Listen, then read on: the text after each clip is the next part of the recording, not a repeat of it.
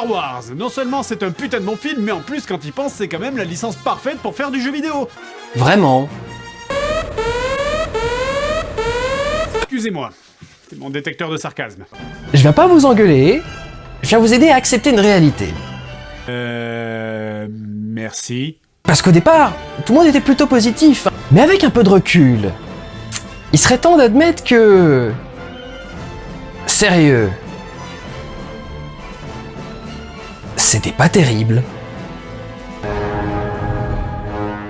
Ce qui veut pas dire qu'il est mauvais, mais c'est là qu'on va rentrer dans le détail. Et le premier point, ça va être le récit. On va suivre des gens, dans une aventure, contre des méchants. Alors, bon, dit comme ça a l'air simple. Pitoyable. Degré 0 de créativité. Ce qui correspond évidemment au scénario du film. Tout le monde sait que c'est ironique. La saga de George Lucas fait désormais partie de la culture populaire de base. Tout le monde sait qui sont Dark Vador, Yoda Jar Jar, Darth Maul... et l'amiral Akbar.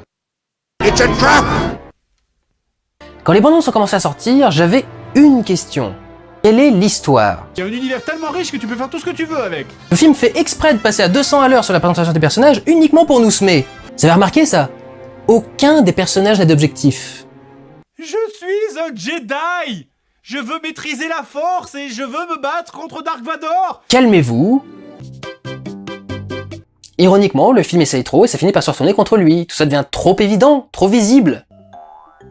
C'est ça, c'est tout. Donc c'est pas assez. Parce que ça devient anecdotique, oubliable. Ah, c'est pas plus con que les midi-chloriens, hein. Vous auriez tort de rejeter cette affirmation en bloc. Prenez soin de vous et allez voir des films. Ciao. Si, capitaine chiant! Mais quel culot, putain.